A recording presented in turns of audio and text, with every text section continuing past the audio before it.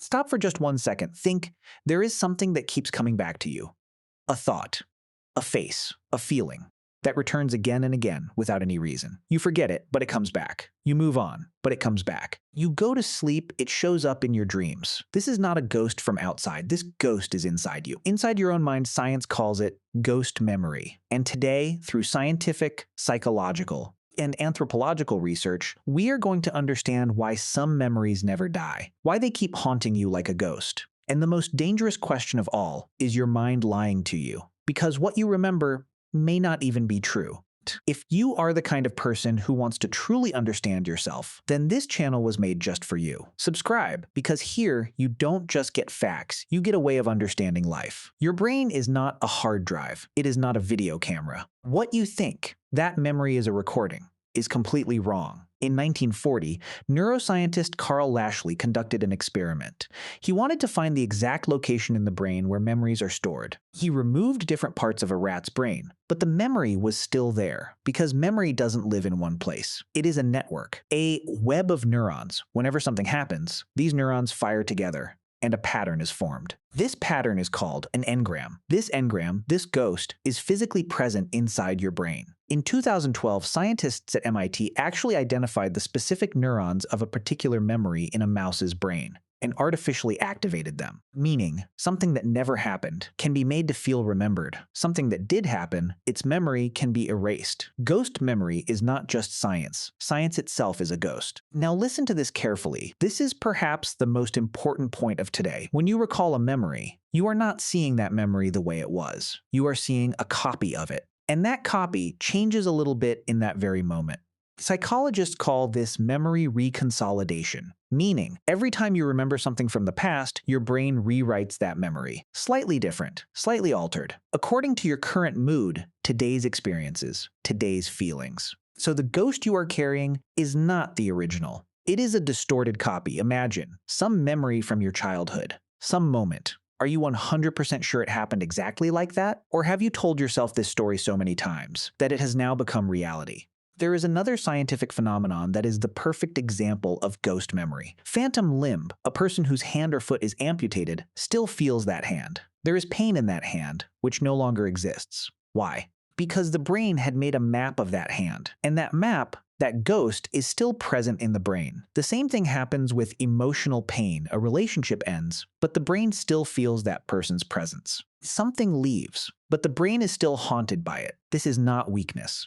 This is biology. In the 1990s, there was a psychologist, Elizabeth Loftus. She conducted an experiment that brought a revolution to the world of psychology. She implanted a fake memory in people. She involved their family members and convinced people that something had happened to them in their childhood that never actually happened. And 25% of the people accepted that memory. They added details. They added emotions. 25% of people accepted as truth something that had never happened. Now think, if this can happen to 25% of people in a lab, then what about real life, where your parents, friends, and society have told you a story over and over again? Is it possible that some of that story is also false? Also a ghost? This doesn't only happen to soldiers. It also happens to the person who witnessed an accident, whose childhood had something painful, who experienced something that the mind cannot process. What happens in PTSD? A part of the brain, the amygdala, the part that senses danger, becomes so activated that it starts treating a past moment as present, the sound of a gunshot, and a soldier is back on the battlefield. A certain smell, and someone is back in their old home. This is the ghost, the real ghost. That moment is not physically there. But for the brain, it is still happening. Some memories,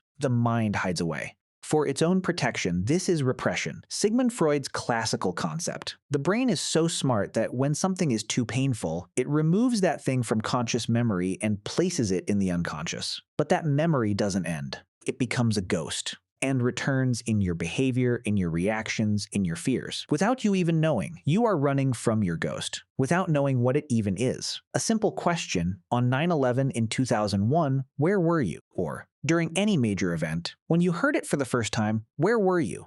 Most people remember this exact detail. This is flashbulb memory. When an emotionally intense event occurs, the brain encodes that memory more deeply than normal memories.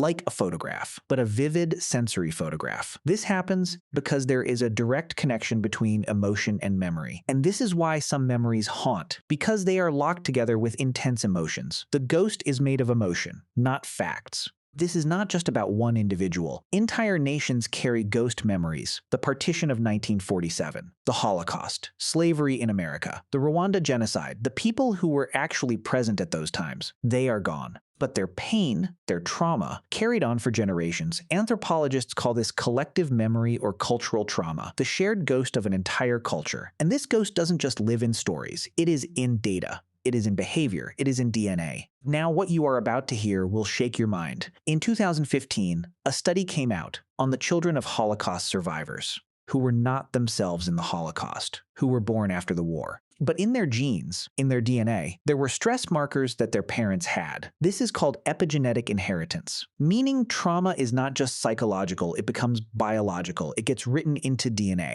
The suffering your grandfather endured, it may be inside you too, without you knowing. Without you choosing. This is not a ghost. This is you. And yet, it is not you. Thousands of years ago, there was no system of writing in the world. No books. No records. But still, there were stories. There were tales. Ancestors were remembered how? Oral tradition. Word of mouth. From grandparents, generation after generation, stories were transferred. African griots, who existed solely to tell stories. Aboriginal Australians who carried 60,000-year-old geography only in songs. Mirror was a technology. Language itself was the hard drive. And it's not just culture. Science also says that memory encoded in storytelling lasts longer because the story comes with emotion. And emotion holds memory in place. Every culture has a ritual, a way of remembering the dead. In Mexico, Dia de los Muertos, Day of the Dead. People display photographs of their ancestors.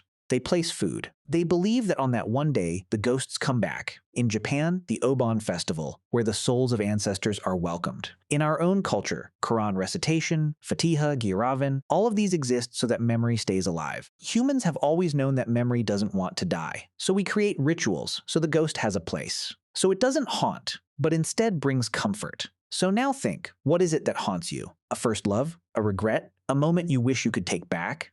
Or a moment you wish had never happened. Science says that memory is still physically present in your brain. In the form of an engram, psychology says, perhaps that memory is not what actually happened. Perhaps it has changed. Perhaps it is something else now. Anthropology says, perhaps it is not only yours. Perhaps it belongs to generations. Perhaps it is written in your genes. But the most important thing that science, psychology, and anthropology, all three, tell us, ghost memory does not control you. Until you understand it. When you know that something is just a ghost, a distorted copy of the past, you are no longer afraid of it. You learn from it, you release it, and you move forward. Your ghost is not your enemy. It is a chapter of your story, and only you decide what the next chapter looks like. And if you found ghost memories fascinating, get ready for the next video. Next time we talk about how your body thinks before you do, the decisions your body has already made. 7 seconds before, when your conscious mind hasn't even started thinking yet, believe it or not, your body has its own separate mind. Hit the notification bell, because this is one video you do not want to miss.